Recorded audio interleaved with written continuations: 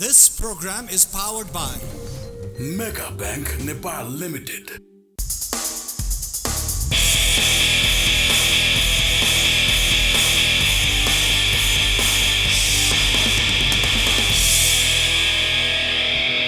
दर्शकबिन नमस्ते। प्राइम संवादमा यहाँलाई स्वागत छ। म कृष्ण मल्ल।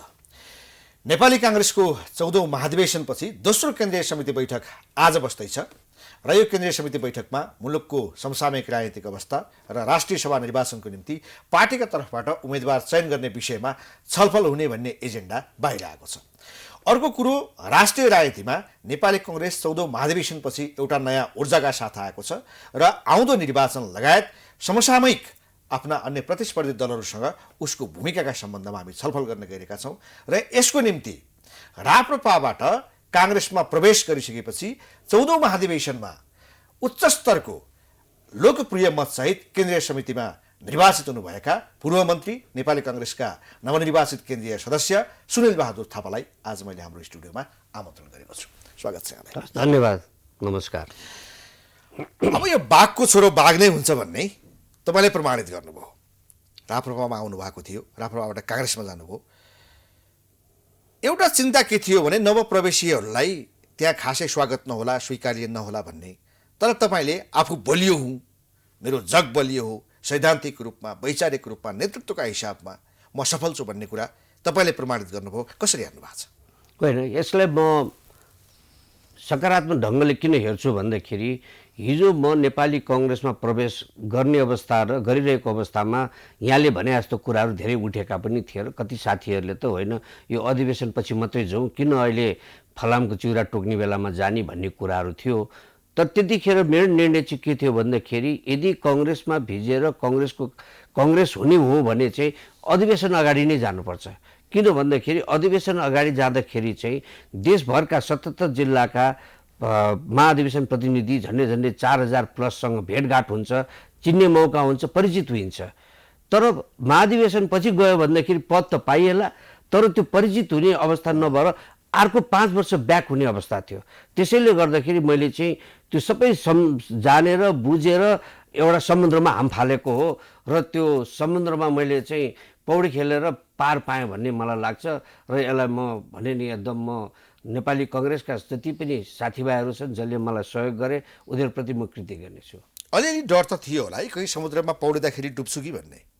होइन, एउटा कुनै नयाँ मिसन लिएर जाँदाखेरि मान्छेलाई कतै न कतै एउटा सानो भाग चाहिँ यो के भइहाल्छ कि भन्ने त त्यो त पक्कै हुन्थ्यो। हेर्नुहोस्, तर यहाँ जाने बेलामा सहमहामन्त्री भएर जानुभएको थियो।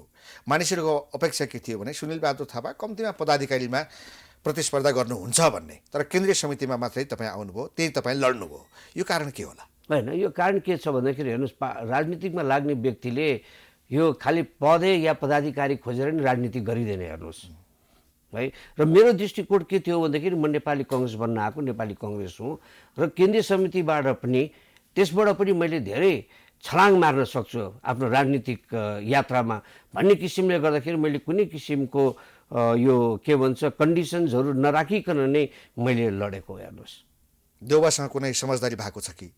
होइन, समझदारी त अब उहाँको प्यानलमा बसेर म गरेँ, उहाँबाट ठुलो सहयोग भयो, त्यसको लागि म उहाँप्रति पनि बडो कृतज्ञ छु र उहाँले मेरो अहिलेको यो एउटा यात्रालाई सफल बनाउनको लागि उहाँको पनि ठुलो भूमिका छ। अब जाने बेलामा तपाईँ कम्तीमा 9 जना केन्द्रीय सदस्य लगेर जानुभएको थियो, तर अहिले 14औं महाधिवेशन मार्फत तपाईँ मात्रै केन्द्रीय समितिमा देख्नु भएको छ। बाँकी साथीहरू कहाँ गए? तिनीहरू त हरिबिजोग हुने भयो नि।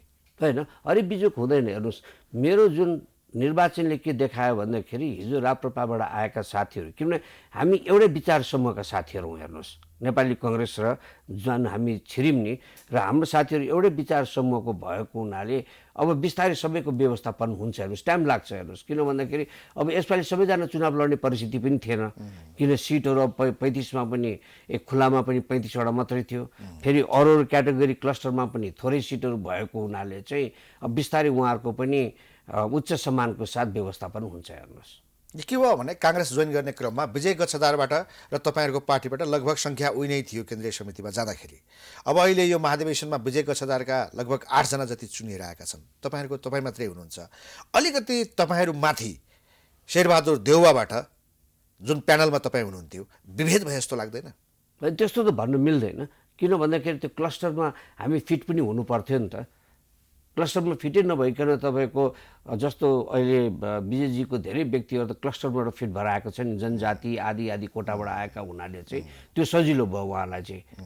अब हाम्रो त्यो क्लस्टरमा फिट हुने परिस्थिति अलिक अब अप्ठ्यारो थियो हेर्नुहोस्। त्यसैले गर्दाखेरि पनि हाम्रोमा चाहिँ अब म मात्रै लड्नुपर्ने परिस्थिति भयो। बाँकी साथीहरूको सम्मानजनक व्यवस्थापन गर्नको निम्ति तपाईँहरूको छलफल चलिरहेछ। चलिरहेछ, हुन्छ। त्यो सम्मानजनक भनेको अझै पनि केही मनोनयन गर्न बाँकी छ। जम्मा 13 जनाको मनोनयन भयो। अब 33 जना मनोनयन गर्ने क्रममा त्यसमा पनि पर्न सक्छन्। अनि पर्न सक्छन् नि, तपाईँको त बाँकी त छ नि अब अरू पनि। ती साथीहरूले तपाईँलाई टेलिफोन गरेर भेटेर खै हामीलाई के भएन भन्ने गुनासो गर्छन् कि? होइन, गुनासो त भएको छैन। छलफल गरेर अब चाँडोभन्दा चाँडो होस् भन्ने छ। गुनासो गर्नुपर्ने ठाउँ पनि छैन नि तपाईँको।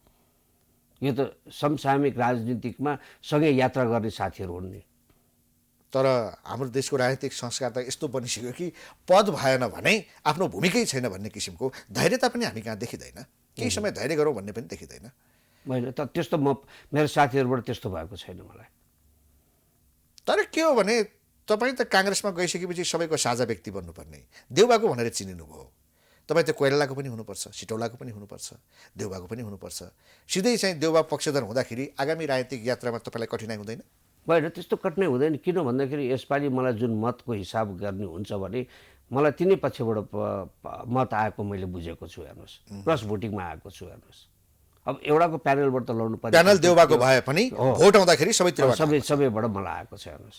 किनभने त्यो जुन मतपत्रमा देखियो नि, जुन किसिमको क्रस भोटिङले गर्दाखेरि त्यो देखियो हेर्नुहोस्। देउबा हुनाले कुनै समस्या पर्नेवाला छैन। अब के भयो कि 14औं महाधिवेशन लगत्तै काङ्ग्रेस फेरि अब गुट उपगुटमा जान्छ कि फेरि विवादमा जान्छ कि भन्ने लक्षणहरू देखिएका छन्। जस्तो मनोनयनका विवादहरू छन्, वरियताका विवादहरू छन्। यो त काङ्ग्रेसका निम्ति सुरुमै ढुङ्गा भएन?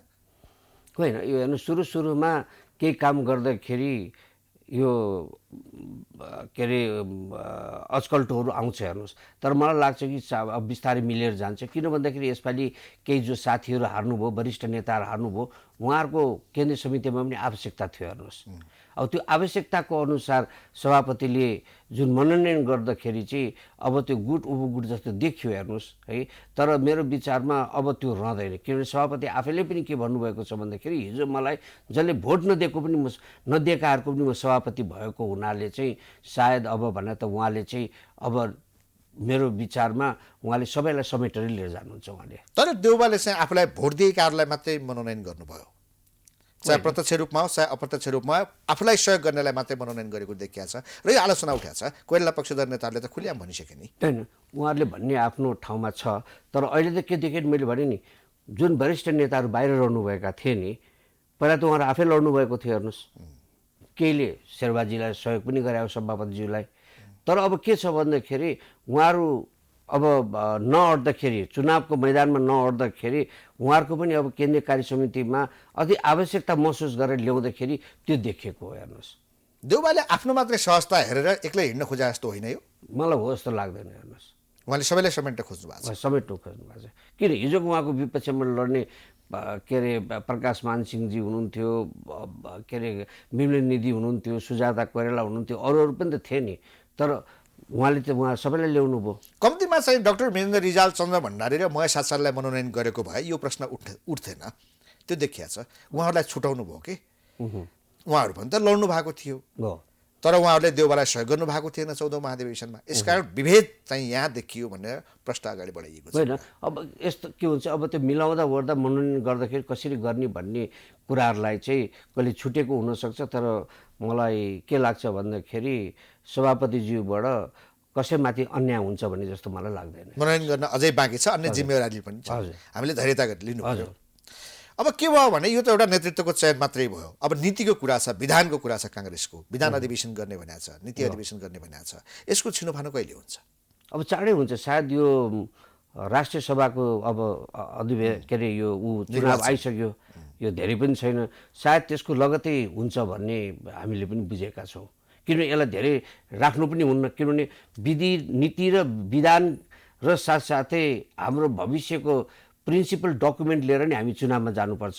चाहे त्यो स्थानीय निकाय होस्, चाहे त्यो फेडरल इलेक्सन होस्। त्यसैले गर्दा त्यसलाई पनि आफ्नो पुरा भूमिकासहित जान्नको लागि यो चाँडोभन्दा चाँडो हुन्छ। तर काङ्ग्रेसमा विभिन्न विचारधाराका सम्बन्धमा विभिन्न नीतिका स्ट्राटेजीहरूका सन्दर्भमा एउटा दुई लाइन सङ्घर्ष धर्मका विषयमा पनि छ। एउटा सिधा यही संविधान अनुसार धर्मनिरपेक्षताको लाइनमा जानुपर्छ भन्ने जबरजस्त आवाज छ, त्यो समूह छ। अर्को यसलाई संशोधन गरेर यसलाई रद्द गरेर हिन्दू राष्ट्रमा जानुपर्छ भन्ने छ होइन। अब यसले गर्दा त काङ्ग्रेसलाई फेरि फ्र्याक्सनतर्फ लैजाने भयो नि। होइन लाँदैन, हेर्नुहोस्, किन भन्दाखेरि यो बसको कुरा हो है। जब त्यो ठाउँमा बसिसकेपछि केही न केही त उपज त आउँछ, त्यसको के अरे फलस्वरूप त आउँछ। त्यसले गर्दाखेरि म यसलाई धेरै ठुलो गौण के अरे इस्यु म मान्दिनँ, किन साथीभाइले त्यो छलफल गरेपछि जे निर्कलमा आउँछ त्यो त आउनु पऱ्यो नि बाहिर। तपाईँको हुनुपर्ने चाहिँ के हो, यहाँलाई के लाग्छ? होइन, पहिला प्रस्तावहरू आओस् नि, आउँदै नआइकन त्यो ठाउँमा पुग्दै नपुगिकन यो काङ्ग्रेसमा जबरजस्त आवाज छ। उसका विगतमा महासमिति बैठकहरू भए, त्यहाँ पोका चाहिँ हस्ताक्षर बुझाएका छन्, ठेलीहरू बुझाएका छन्। केन्द्रीय समितिमै औपचारिक रूपमा यो विषयमा प्रारम्भ भइसकेका छ। संविधानलाई संशोधन गर्नुपर्छ, हिन्दू राष्ट्र कायम गर्नुपर्छ। त्यो भएन भने कम्तीमा धार्मिक स्वतन्त्रता लेखौँ, तर धर्मनिरपेक्षता हुँदैन भन्ने त खुलेआम कुराहरू छन्। होइन, त्यो आफ्नो त्यतिखेर महासमितिमा उठेको निश्चय नै पनि हो, त्यसलाई म स्वीकार्छु त्यतिखेर। तर एउटा कुरा तपाईँ के बुझ्नुहोस् भन्दाखेरि यसपालिको जुन अधिवेशन भयो नि, अधिवेशनको कुरामा सबैले विकासका कुरा गरे, पार्टीलाई एकबद्धमा लिएर जाने कुरा गरे, तर यो धर्मको बारेमा कसैले पनि कुरा उठाएनन्। हेर्नुहोस्, कुनै कसैको पनि मैले जुन लिफलेटहरू बाँडेको थिएँ नि देखिनँ। त्यसैले गर्दाखेरि अब यो महाधिवेशन आएपछि चाहिँ, अब नीति र विधानको महाधिवेशन आएपछि सायद त्यो इस्युजहरूले पनि प्रवेश पाउने सम्भावनाहरू छ। हेर्नुहोस्, र त्यतिखेर नि त्यसको निर्कुल हुन्छ। यो के हो भने राप्रपामा हुँदा तपाईँ गणतन्त्र र धर्मनिरपेक्षतामा विश्वास गर्नुहुन्थ्यो, यो नै ठिक छ, यो संविधान अनुसार चल्नुपर्छ भन्ने तपाईँको मत थियो राप्रपामा हुँदा। तर राप्रपाको मूल सिद्धान्तभन्दा तपाईँ फरक भएको कारणले तपाईँलाई त्यहाँ एडजस्टमा पनि गाह्रो भइरहेको परिस्थिति थियो। अब काङ्ग्रेसमा आउनुभयो, यो काङ्ग्रेसको नेतृत्वमा यो संविधान जारी भएको, तर बहस यस्तो छ, यो भएको कारणले तपाईँ हिजो जुन मत राप्रपामा राखिरहनु भएको थियो त्यही मत त्यसमै अडिक हुन काङ्ग्रेसमा सहज छ कि असहज छ?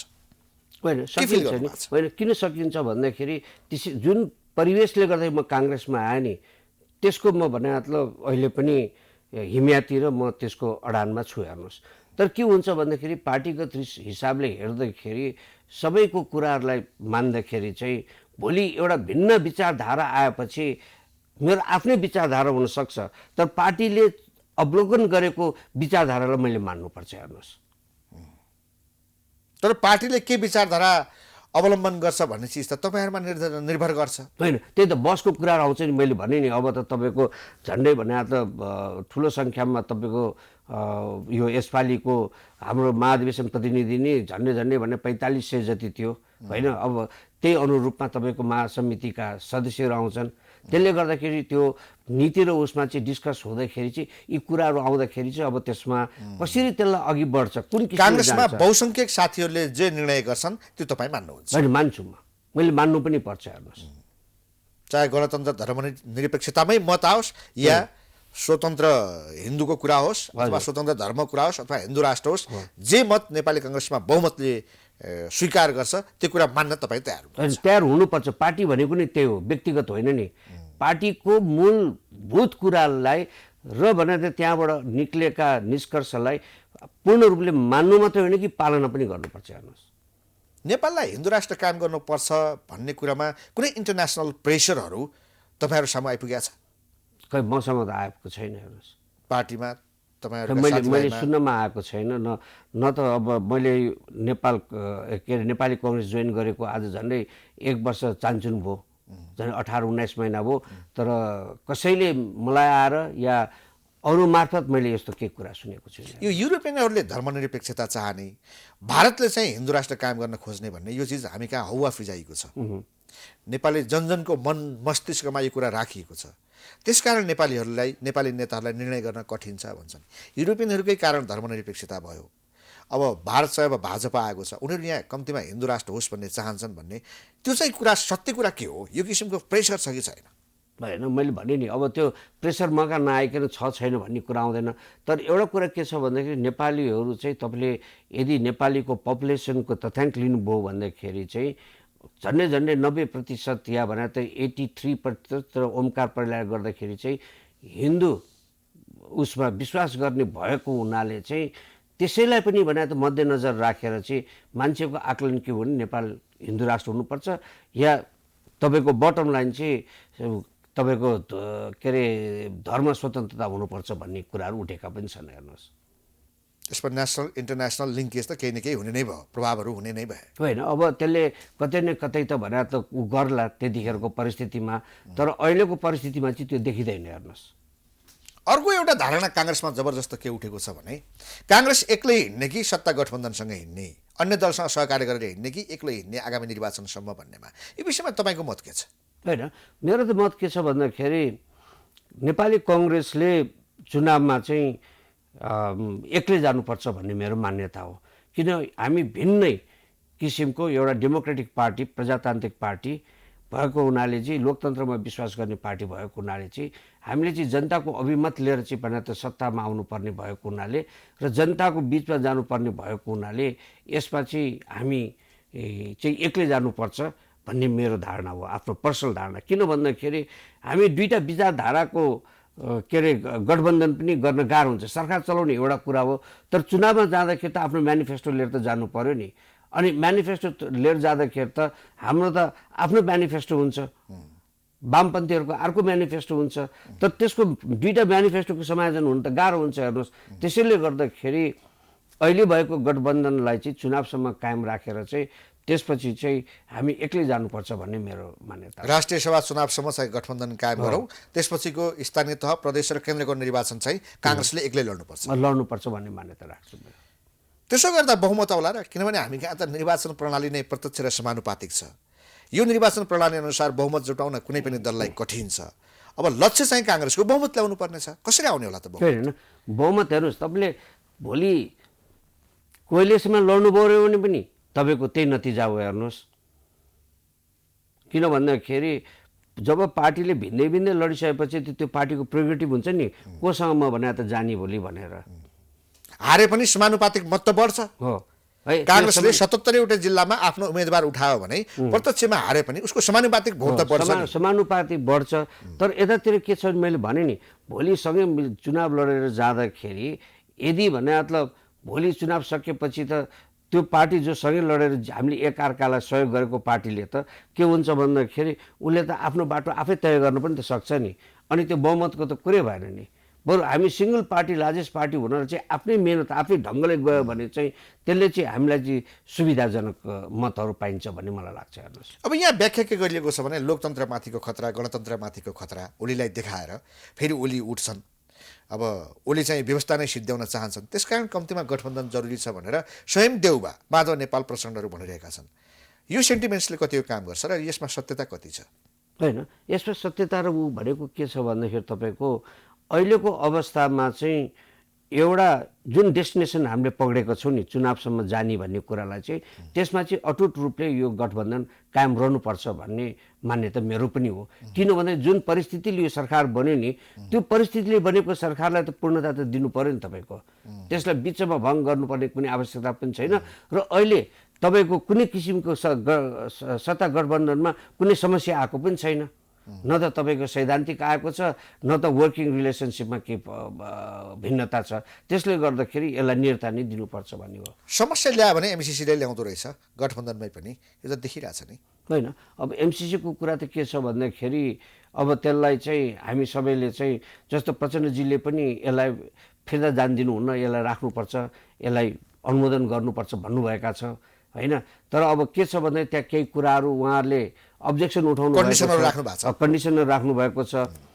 तर उहाँहरूले त्यो कन्डिसन राख्नुपर्ने आवश्यकता पनि छैन। किन भन्दाखेरि एउटा अन्डरस्ट्यान्डिङ के थियो भन्दाखेरि यो एमसिसीको बारेमा अरू थप जानकारी पाउनको लागि चाहिँ नेपाल सरकारले अमेरिकन गभर्मेन्टलाई चाहिँ चिठी लेखेर पठाउने परराष्ट्रमा के अरे अर्थ मन्त्रालयबाट, अर्थ मन्त्रालयले दिएको जवाफको आधारमा चाहिँ त्यहाँ केही उनीहरूलाई चित्त नबुझ्दो छ भने त्यसमा चाहिँ फेरि थप क्वेसन गर्ने भने त्यो जवाफ पनि आइसकेको हुनाले त्यसमा नेपाल सरकारलाई लागेका कुराहरू या भने त पार्टीलाई लागेका कुराहरू सबैको स्पष्ट भने त धारणा अमेरिकनहरूले दिइसकेपछि अब त्यसमा थप एस्योर हुन सकेका छैनन्। माधव नेपालजीको पार्टी पनि एस्योर हुन सकेका छैन, प्रचण्डको पार्टी पनि एस्योर हुन सकेका छैन।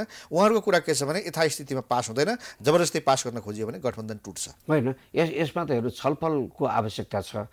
अहिलेसम्म मलाई के लाग्छ भन्दाखेरि गठबन्धन बसेर एमसिसीलाई नै एउटा विषय बनाएर छलफल गरेको जस्तो मलाई लाग्दैन। हेर्नुहोस्, त्यसले गर्दा सबले आफ्नो भिन्नै दृष्टिकोणले आफ्नो फरक दृष्टिकोण राखेको हुनाले, तर जब एक ठाउँमा बसेर उहाँले चाहिँ यसलाई वृहत छलफल गर्दाखेरि चाहिँ मेरो विचारमा त्यसको सबै कुराहरू बाहिर कठिनाइ नभएका कुराहरू र त्यसमा कुनै व्यवधानहरू नभएका कुराहरू हुन्छन् भन्ने मलाई लाग्छ। यो एमाले जुन पोजिसन लिएको छ एमसिसीका सन्दर्भमा, सरकारमा हुँदा एक किसिमको भाषा थियो उसको, अहिले प्रतिपक्षमा गएपछि अर्कै बोल्छ, यसलाई कसरी हेर्नु भएको छ? यो एमालेको स्ट्राटेजी के हुनसक्छ? होइन, एमालेको त हेर्नुहोस् स्ट्राटेजी नै भने त ऊ एमसिसीको विपक्षमा होइन, ऊ पक्षमै छ।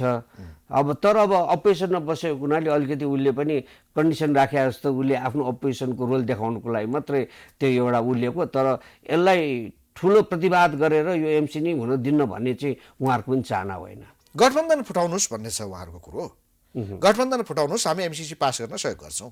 होइन, त्यो त परिस्थिति गठबन्धन टुटाएर एमसिसी पास मात्रै गर्ने पनि होइन, त्यो त भोलि टेबल गरिसकेपछि त्यो आफ्नो कोर्स आफै लिन्छ। हेर्नुहोस्, त्यसबाट कोही पनि बाहिर जान सक्दैन। हेर्नुहोस्, त्यो सम्भावना छ कि छैन? किनभने एमसिसी पास गर्नै पर्ने एक किसिमको बाध्यता सरकारमाथि छ। प्रधानमन्त्रीको त्यो हतार हो, त्यो किसिमको अभिव्यक्ति देख्दाखेरि त्यस्तो लाग्छ। एमसिसी पास गरेर अब गरिब देशलाई त्यत्रो पैसा यदि सित्तैमा आउँछ भने, प्रधानमन्त्रीको भाषामा भने मैले, यद्यपि प्रश्नहरू थुप्रै छन्, प्रधानमन्त्रीको भाषामा त्यत्रो पैसा सित्तैमा यहाँ आउँछ र हाम्रो विकास हुन्छ, ट्रान्समिसन लाइन बन्छ, रोड बन्छ, हामी माथि उठ्छौँ, हाम्रो अमेरिका लगायत अन्य देशहरूसँग सम्बन्ध यदि राम्रो हुन्छ भने यो गठबन्धन किन राखिराख्नु पर्यो? एमालेसँग मिलेर पास गरे भइहाल्यो नि। होइन, तर भोलि एमालेसँग मात्रै मिलेर पनि त यसको समस्या त समाधान हुँदैन नि। तर किन हामी पार्लियामेन्ट्री डेमोक्रेसीमा विश्वास गर्ने व्यक्ति र अहिले जुन गठबन्धन बनेको छ त्यसलाई हठात रूपले भनेर त्यसलाई छोड्नु पनि मिल्दैन। त्यसैले गर्दाखेरि यो व्यापक छलफल भएर नै यसलाई भनेर त पास हुन्छ भन्ने मैले पुरा विश्वास लिएको छु। व्यापक छलफल भएर पास कसरी हुने? होइन, किनभने छलफल त धेरै भइसक्यो, सबैका दृष्टिकोणहरू लगभग स्पष्ट भइसकेको छ। होइन, यस्तो छ नि, तपाईँको मेजर पोलिटिकल पार्टी बसेर त्यसलाई नै विषयवस्तु बनाएर त आजसम्म छलफल त भएको छैन। हेर्नुहोस्, अब सर्वदलीय बैठकमा एमाले आउँदैन अनि कसरी छलफल हुन्छ? होइन, अब त्यो त प्रधानमन्त्रीले पनि अब उहाँसँग कुरा गर्ने भन्ने अस्ति भर्खर पनि सर्वदलीय बैठकले पनि कुरा गरेको हुनाले सायद प्रधानमन्त्रीले फेरि भिन्दै दृष्टिकोणले आफ्नो कुरा राख्नुहुन्छ प्रधानमन्त्री पूर्व प्रधानमन्त्री केपी ओलीसँग। पास हुन्छ, पास गर्नुपर्छ। होइन, पास हुन्छ, पास पनि गर्नुपर्छ। तर पास भइसकेपछि यहाँ बमण्डर मचिन्छ, युद्ध हुन्छ, हामी चाहिँ सरकार यी दलहरूलाई बाँकी राख्दैनौँ भनेर सडकमा आएका आवाजहरू सुनिरहनु भएको छ होला। पास गर्ने राजनीतिक दल र नेताहरूलाई हामी बाँकी राख्दैनौँ। यस्तो के यहाँ तपाईँ हेर्नुहोस्, हरेक ठुल्ठुलो योजना जो नेपाललाई फाइदा हुने योजनामा जहिले पनि भड्कालो हाल्या हुन्छ। हेर्नुहोस्, अरुण 3लाई कति वर्ष रोक्यो भन्नुहोस् त? यस्तै आवाजहरू उठ्याएको थियो, राष्ट्रघाती छ, ऊ थियो भनेर। त्यही अरुण 3 एमालेको सरकारले रोकेको हुनाले नेपालमा भने त 15 वर्ष अन्धकार भयो। हेर्नुहोस्, आखिर अरुण 3 त आउनै पर्यो नि, आवश्यकता त रहेछ नि नेपालको लागि। तपाईँको कर्णालीको हेर्नुहोस्, सेतीको हेर्नुहोस्, इभन यो हाइवेहरू हेर्नुहोस्, जहिले पनि जब कुनै पनि दात्री राष्ट्र, भारत मात्र होइन कुनै पनि दात्री राष्ट्रले म नेपाललाई केही सहयोग गर्छु भन्ने बित्तिकै यहाँ मलाई थाहा छैन शङ्का उपशङ्का गरेर जहिले पनि भड्कालो हालेर आउनै नदिने परिस्थिति बनाइदिया हुन्छ। हेर्नुहोस्, आज अरू देश हेर्नुहोस् न, इन्फ्रास्ट्रक्चरमा कति माथि गएर, किन देशको विकासको जग भने नि इन्फ्रास्ट्रक्चर हो। अब त्यो इन्फ्रास्ट्रक्चरै आउन नदिइसकेपछि तपाईँको के गर्न त सकिँदैन नि। तर त्यो इन्फ्रास्ट्रक्चर यदि हाम्रो चीन विरुद्ध प्रयोग हुन थाल्यो एमसिसीका सन्दर्भमा भने चीनले पनि आशंका व्यक्त गरेका छ, चीनका धारणाहरू पनि सार्वजनिक भएका छन्। अब त्यो एमसिसी विकास परियोजनाका नाममा नेपालमा आउने, तर अन्ततः त्यो गएर चीन विरुद्ध प्रयोग हुने हो भने त हामीलाई महँगो पर्छ नि। होइन, त्यो गलत हो।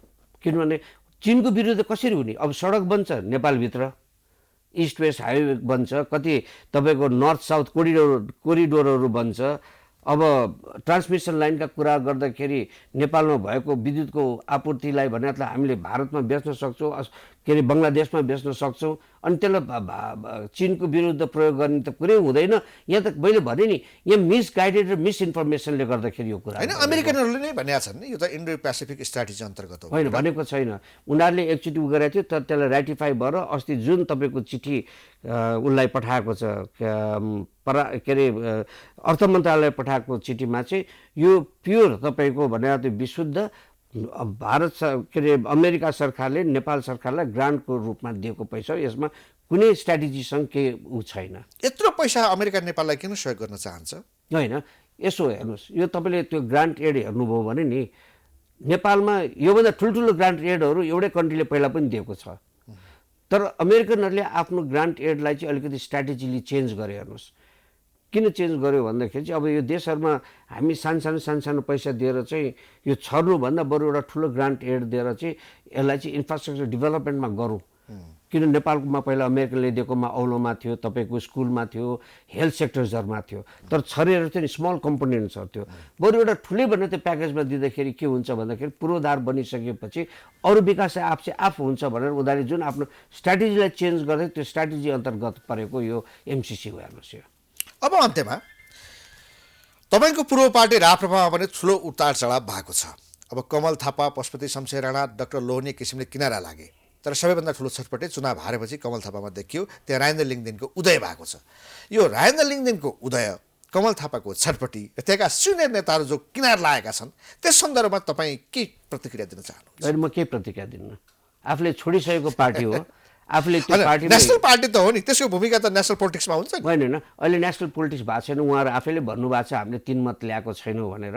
किन आफूले छोडिसकेको ठाउँलाई गाली गर्नु पनि भएन र उहाँहरूको छटपटीलाई मैले कमेन्ट गर्ने कुनै आधार पनि छैन, किनभने म त्यो ठाउँमा भएको भए कमेन्ट गर्नलाई पनि सजिलो हुन्थ्यो है। अब त्यो ठाउँमा नभएको हुनाले म उहाँहरू सबैको भने त राम्रो होस् भन्ने नै शुभकामना दिन चाहन्छु। हेर्नुहोस् लिङदेनमा त्यो कालीभरी देखिन्छ राप्रपालाई अगाडि बढाउन सक्ने होइन, अब त्यो त उहाँले कोसिस गरेर देखाउनु पर्छ। हेर्नुहोस्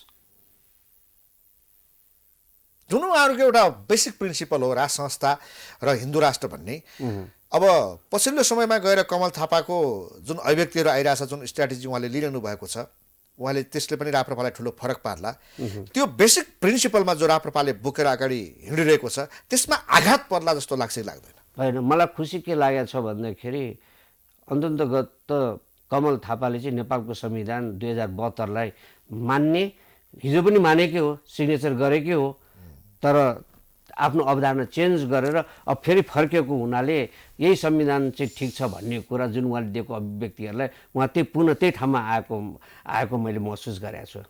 त्यो उहाँले कुनै सैद्धान्तिक रूपमा बुझेर नभई आफूमाथि निर्मल निवासबाट घात भयो, यसकारणमा राज संस्था बोक्न सक्दैन भन्ने त्यो सङ्केत गर्नुभएको छ। त्यो सैद्धान्तिक रूपमा त होइन, व्यक्तिगत रूपमा आफूसँग जोडेर भन्नुभएको छ। यो कतिको नैतिकपूर्ण कुरा हो?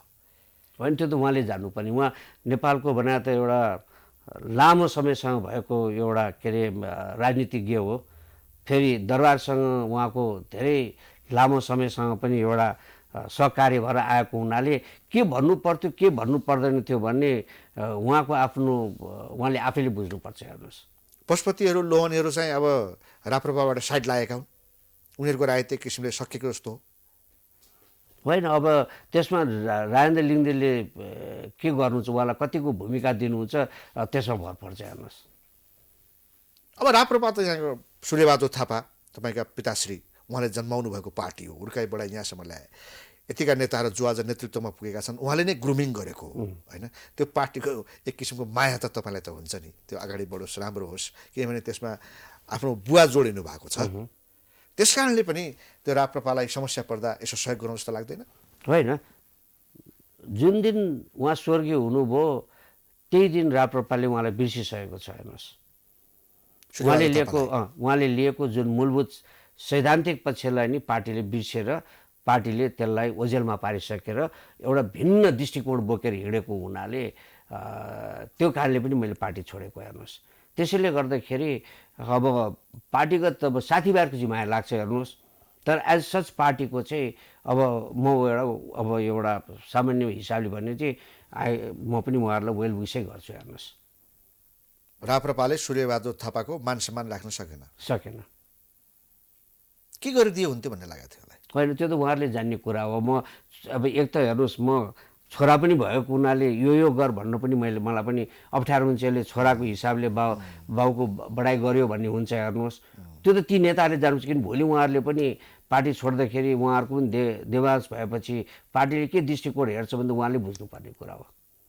राप्रपाबाट काङ्ग्रेसमा आउने नेताहरू तपाईँका साथीभाइ त त्यहाँ प्रशस्त छन्, स्थानीय तहदेखि केन्द्रसम्म होइन। फेरि पनि राप्रपा छोडेर काङ्ग्रेस जोइन गर्नेहरू पनि छन् कि तपाईँको? धेरैले सम्पर्क गरिरहनु भएको छ। तर मैले चाहिँ के भन्दाखेरि यो अधिवेशन सकियोस्, अलिकति यो के अरे सेटल होस्, अनि त्यसपछि अनि थप छलफल गरौँला भनेको छु मैले। ठिक छ, हस्, यहाँले चाहिँ धेरै कुरा स्पष्ट पारिदिनु भयो। हार्दिक धन्यवाद। हस्, धन्यवाद। तपाईँ मार्फत आफ्नो कुरा राख्न पाएँ। श्रोता दर्शकहरूलाई धन्यवाद कृष्णजी। हस्, दर्शकवृन्द, प्राइम संवादमा हामीसँग नेपाली कङ्ग्रेसका नवनिर्वाचित केन्द्रीय सदस्य एवं पूर्व मन्त्री सुनिल बहादुर थापा हुनुहुन्थ्यो। उहाँसँगको कुराकानी सकिन्छ। हामी सबैलाई बिदा दिनुहोस्। नमस्ते।